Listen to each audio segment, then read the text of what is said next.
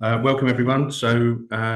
We're going to talk about social value and sustainability in tendering, and hopefully provide you with some insight and useful information in relation to how to improve your tender responses in the main, and as a part of that, how to improve your business from a sustainability perspective to also gear you towards winning more contracts. So I'll take you through this agenda quickly, and then we'll kind of get straight into it. I'll introduce you to the team. We'll talk about the importance of social value and sustainability and the growing importance of that, particularly with a view to winning contracts. And then we'll go straight into a couple of examples. As we know, social value is quite a kind of a varied subject and very diverse. So we're not going to cover everything today, but we'll get into the detail of a couple of questions, in particular, a couple of social value themes. Then we'll sort of cover some ideas, initiatives about how to, what makes stronger tender responses as a result. And then a summary and what you can do further to that. So, Rhonda, would you just like to introduce yourself, and then Karen? Yeah, and we're recording the call, so please don't reveal any company confidential information, if that's all right, because we'd like to send it out to people that haven't been able to make it. Yes, so I should have also mentioned that if anyone does have any questions, you can just put your hand up in the chat, and we'll sort of do it. We don't necessarily need to wait till the end, but we'll have questions at the end as well. Thanks, Matthew. Hi, I'm Rhonda Allen. I'm co-founder of SustainableX. We're a sustainability consultancy based in Hertfordshire, but we work across nationally. And we're really looking forward to sharing with you the sustainability side of social value and the tendering and how complementary they are. So thanks for having me. Karen? Coming. Okay, I'm Karen.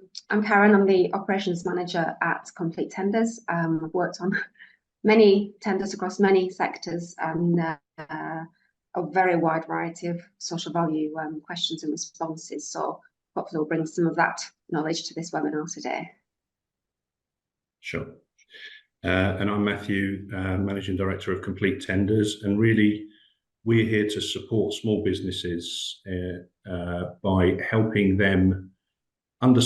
you guys understand what it takes to win contracts, and anything that we can do to help you improve your responses so that we all achieve our mission, which is really helping small businesses compete against the big boys out there and winning ultimately. So that's kind of why we're here. We want to give you as much information as we can to help you improve your chances of winning contracts. So firstly, I'm just going to cover kind of why social value, why is it important? I mean, to start with, it is really a fairly new phenomenon. It's only kind of been around for a few years as social value. Previously, you might have heard, and kind of done things in relation to corporate social responsibility, that kind of thing. And similarly, sustainability is obviously a key word, but it has many, many different meanings. So I think the focus today is really on what is social value in relation to contracting and winning contracts and small businesses. And what is now the case is that 10% of every public sector bid will be based on social value. So any contract that you want to win or procure through the public sector, you will need to answer questions on social value. Social value is a very varied and diverse sort of subject. So obviously that's part of why we're here today. But the key thing really is understanding that if you want to win contracts in the public sector, you're going to need to do something about social value. You're going to need to have a social value response. So the other kind of reason why social value is in relation to the public sector. The public sector are now committed to trying to achieve best value from every contract that they commission, and they want to see, they are beholden to the taxpayer ultimately, and they have to demonstrate to the taxpayer that commissioning a contract, whether it's surgical gloves, facilities management services, dentistry, whatever it is demonstrating to the community that it is worth having that, process outsourced, that service outsourced. They want to see the benefits to the wider community, and that leads us into some of the themes that subject matter is the themes and subject matter that social value is about. Demonstrating the benefits to the wider community. The third kind of key reason why social value is perhaps the most important for a small business, and because it is 10% of every bid now, at least, it can be 20%, can be 30%, is that as a small business, it can be the best place, one of the best places to differentiate yourselves against the bigger competition. If you can demonstrate that per pound of your turnover, you are making bigger commitments than a multinational corporation or a Mears or a Mighty in the construction areas or whatever, this can be a key area where your bid, your tender, scores higher than the competition. So that is a key thing that I want you to try to remember today. Really, if there's one thing to take away, it's probably that, is that social value can be the difference between winning and losing a contract for a small business. So I think then that we just want to highlight the kind of the different themes of social value, and we know that there are a number of different kind of themes. Every authority, NHS Trust, local authority, housing association, Ministry of Defence, every tender is different. Every social value set of requirements is different.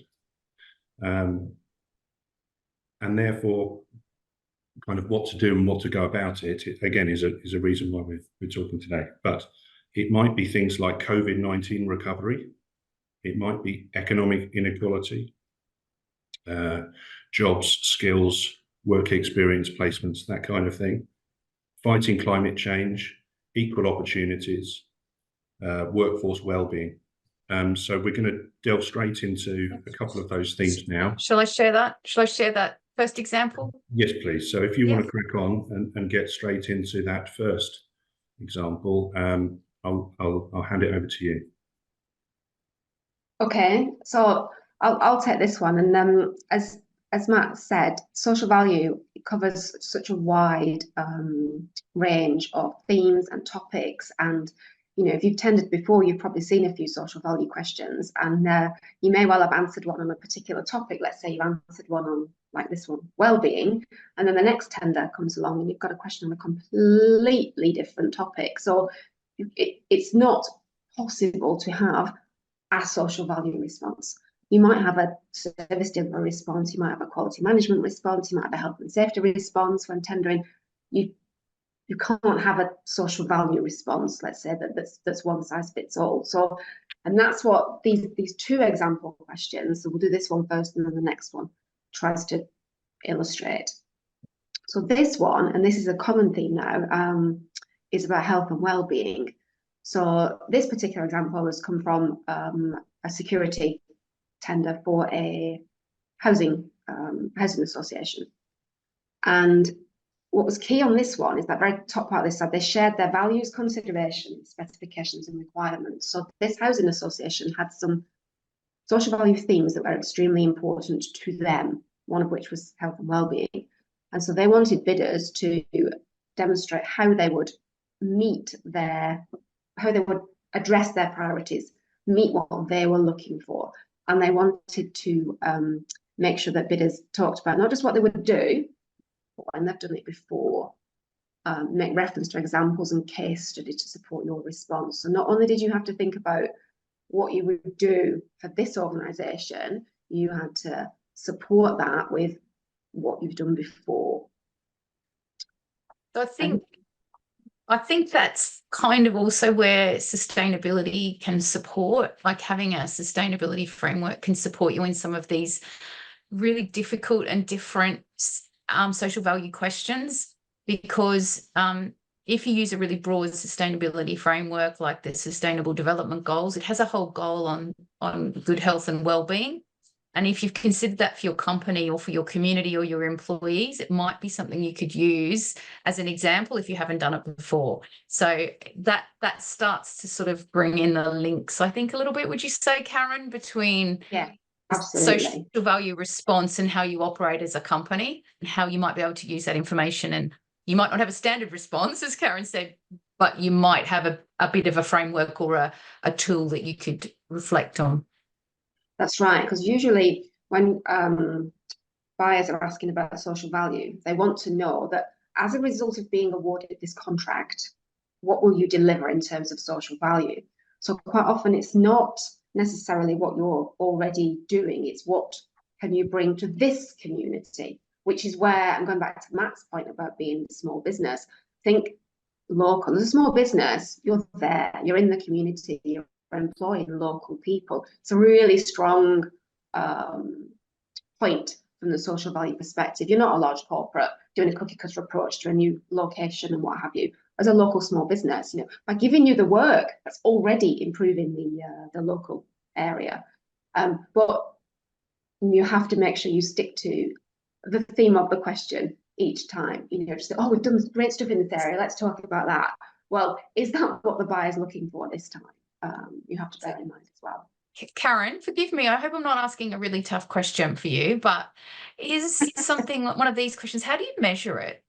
Like, is that normally given in a tender, or is that something you have to magic up, the measurement and the evidence?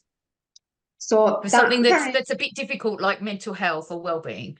So that very much depends on the tender and on the question. So questions on social value vary immensely, from wordy questions like this, tell us about what you'll do, to sometimes you'll actually get given a spreadsheet with a long list of potential initiatives that you can commit to. And then often in that spreadsheet, they will have how they're going to measure it, or they will assign a particular value to an initiative, so that when you've done all your commitments and outlined them all in that spreadsheet, at the end of the spreadsheet pops a number, often translates into a monetary number, and the higher number is a better score. So if you say you'll do you'll employ an apprentice, that'll get you X thousand pounds. You'll do work experience, that gives you another X thousand pounds. You'll spend so much money in the community, that'll get you another X thousand pounds. But talking about measuring, that's something that you need to be including in your social value response. It's not enough just to say, well, we'll do all this. Well, as you say, well, how are you going to measure that? How are you going to measure the impact of that? How are you going to report on that? How are you going to make sure that you do that? Because in public sector tendering, buyers are very risk averse. And that applies to social value as well. They want to know that, and hence, have you done it before? How can we be confident that you're going to say you're going to add all this benefit? Well, how can we be sure that we're going to get that? And that's where measurement comes in. Yeah. So I've got a question. So it's actually from Abby. What do we do when the authority is very weak on what they want as a social value response? So it's the opposite of this particular example where they were very specific. What do we do where they're not specific about their particular motivations towards social value, that kind of thing? Would we ask for clarifications? or would we put case studies in relation to what we have done in general?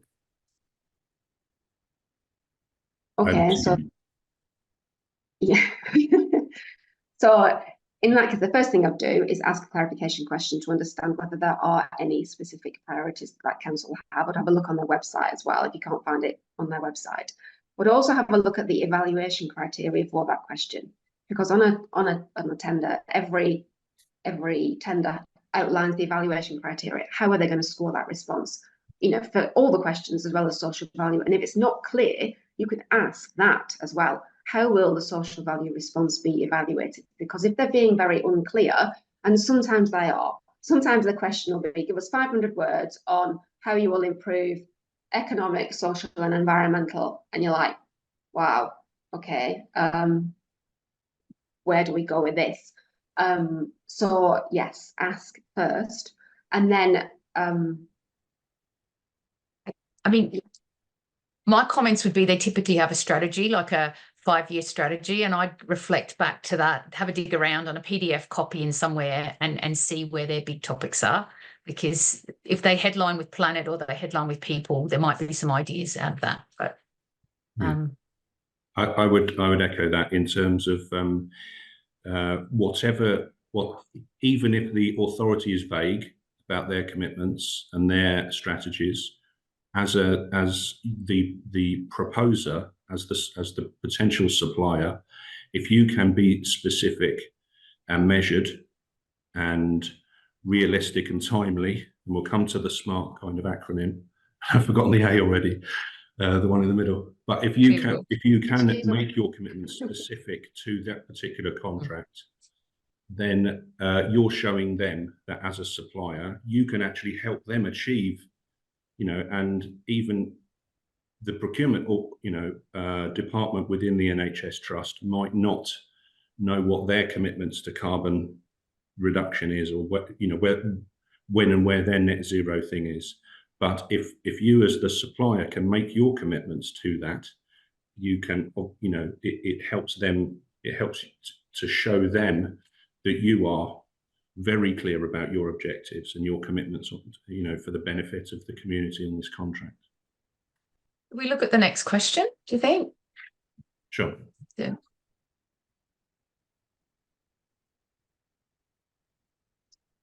So, okay, so sorry, go on, Monday. No, you go, Karen.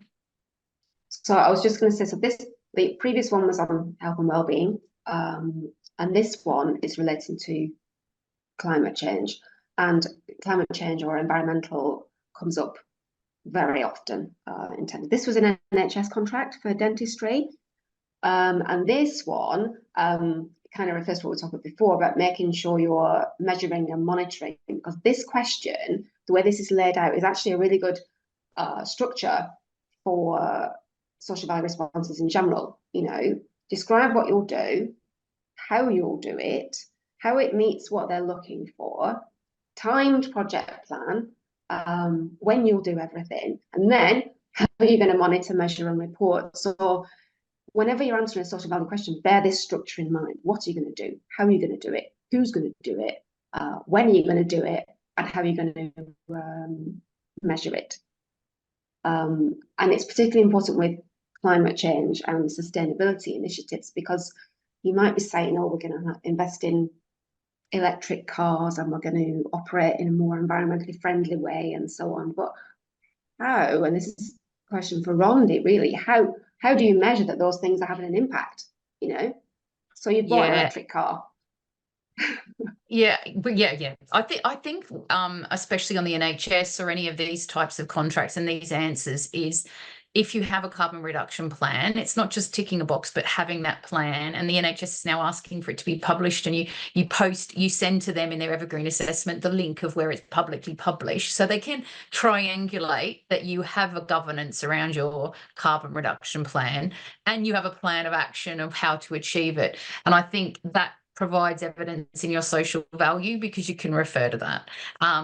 In terms of investing in electric cars or solar panels, typically that's somewhere on the plan. For SME businesses, it's not something they can afford or have the capital to afford to put that in immediately. But I think having the governance, and this is back to the method and how you're going to do it and how you're going to monitor and measuring it, having that annual process of doing a carbon reduction plan, or even looking at your sustainability in a really holistic and logical and a way, just like you would doing your accounts or any other sort of processes that you have in your business, or any regulations or ISO, feeds really well into the sort of a solid answer for these social values questions, because you know it's not a made up thing, it's part of your business processes.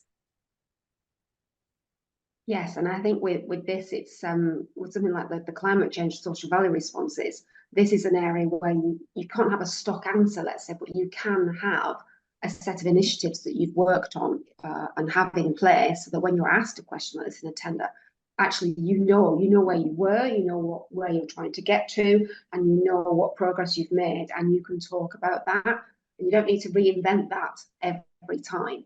Now, they will be asking, for this contract, what will you specifically do? For this dentistry one, for example. So let's say you're setting up a new practice. How will you make sure that it's an environmentally friendly practice, and so on? And I think by having that internal assessment, you don't put in an answer that's absolutely off the wall, and it's realistic. So I think the assessors of these are seeing social value answers all day long, so they know where things are. Look, if you say next week we're going to put solar panels in and we'll invest in, it possibly looks a little bit ambitious, and I guess they sense that. So if you've done that internal assessment, you understand your own plan, you can be realistic, and it comes across as quite authentic, and it is authentic. Yeah.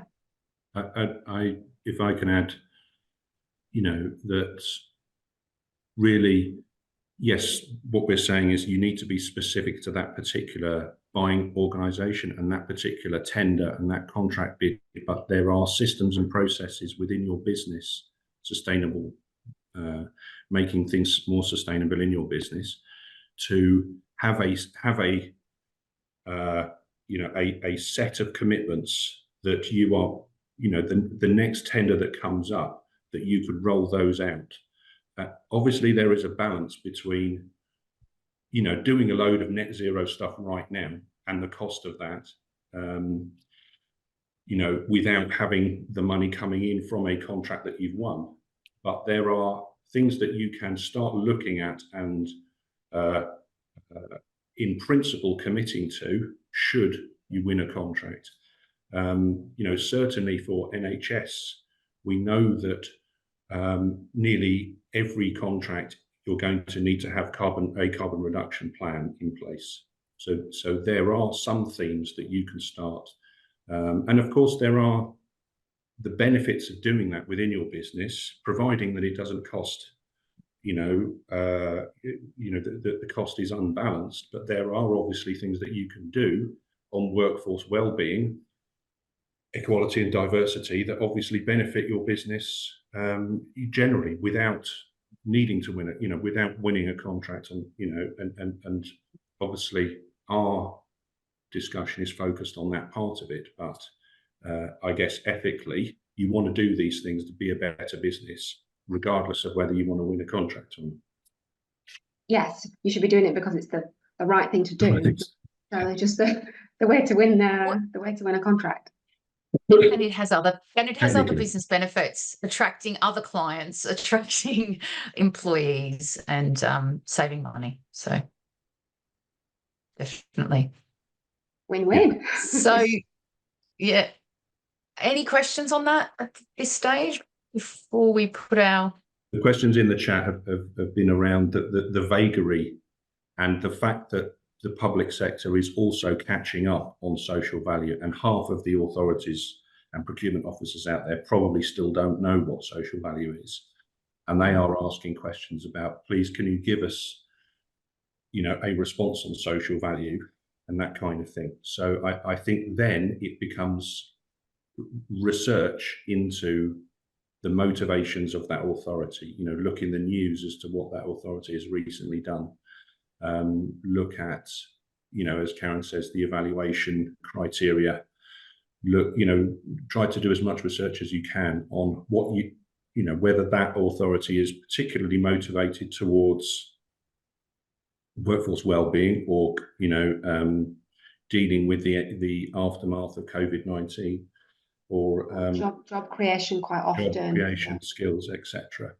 And if you're, ultimately, if you're still blank, then put in a general response that covers all 5, 7, 8 themes, and define particularly your approach to how you're going to deliver those commitments. The authority don't just want kind of, finger in the air promises. They want to know how you're actually going to deliver it, and the proof of how you're going to deliver it. So that's how I would structure a very vague, a response to a very vague question. I have a question, Matt. If the question is vague, would you defer to TOMS as a framework that's widely used? Is that your advice? That's the one I'm referring to when I'm talking about the sort of the 5 themes, and of which there are then 8 sub-themes, is the TOMS framework. And any guess as to what TOMS is? Themes, outcomes, measures, and supports, or maybe the S is just the plural. But I think where it is vague, then it's a real chance for you as a business to shine and demonstrate your strengths. So make sure your response covers who's going to do it, exactly what you're going to do, exactly how you're going to do it, and how you're going to measure it, and make them to your strengths to make the answer as strong as you can. If the buying authority doesn't have priorities and isn't clear about what they want, then tell them that you're the best at it. We will circulate the links. So when we send out the recording of this webinar, I'll also send out the links to the 2 kind of main frameworks. It's a good point, Rondi. One is the TOMS one, which is sort of central local government social value framework, and then there's an NHS one. So again, it's probably worth both of those have the same themes, just in a slightly different order. So it's worth trying to cover all of those within a vague response. Yeah, and there's just to add to the complexity, really, sometimes councils and buyers use what's called the social value portal, and that's you have to get a login to a whole separate portal where you outline what initiatives you will commit to, and that portal is how they actually measure it throughout the contract term, as well as putting your initiatives and commitments in there. That's the tool that's used to measure them throughout the contract. That's based on TOMS usually. Yeah. So just the key points, I suppose, Karen. Yeah, we got that on that last Have I not slide? Have I not shared? No. Okay. Share. Yep. Oh. Yeah. Is it sharing? Yes. Yes. Sorry, I was just writing an answer. So I just have one more question. Do you have to pay for the social value portal? No, you shouldn't have to pay for anything kind of related to social value. However, there are sometimes, in 2 or 3 instances in the last year, we have seen not necessarily, so for some framework related social value portals, they are asking you to pay for training to use the portal, and that's not, well, so if the social value portal is being used as part of a tender, usually you get an account for free in order to submit your bid. But then usually in the tender documentation, it outlines that there is a fee usually for using the social value portal. And that's related to the value of the contract that you win. So you're just using the framework, for example. So there's no guarantee you'll get any work. But they're saying if you get contract up to say £100,000, then you pay 0.5% of that for fees for social value, but with a maximum of such and such a limit. This was done very recently for Bristol. So you're not paying to use it to submit your bid, but you do have to factor in the cost of that portal throughout the contract term. So unfortunately, that's part of the tender. It's part of the whole process. And the council that's decided to use that clearly outlines that in their material. Yeah. So they're saying that they need to cover their costs of managing social value as this kind of side to a contract, because it involves separate public sector resources to make sure everyone is meeting their commitments on this and that kind of thing. So, you know, what I was talking about is I've seen a couple of instances that framework operators are, so rather than charging a percentage of using the social value portal, they ask you to be trained up on using their particular portal. That's only in a couple of instances, and the kind of the ethics or the morality around that is sort of questionable in my opinion. In obviously you're doing everything that you can and 10% more to try to demonstrate, you know, and win a contract and provide great services, and then you've got to also pay for training to use a portal that is being enforced upon you, that kind of thing. So anyway, that's probably a discussion for another day. Or good information. So just sort of key points to take away, to wrap up before we take any more questions. So, well, do we want to do questions first, and then we can do the takeaway points? Does anybody, Sure, I'll stop does sharing. anybody have a question? Do you want to put your hand up or put something in the chat? Or unmute even, I suppose. Do you want? No? Okay, no questions. Okay. Okay, well, shall I do the Yeah, the last? yeah, I'm sharing. Yeah. Hopefully.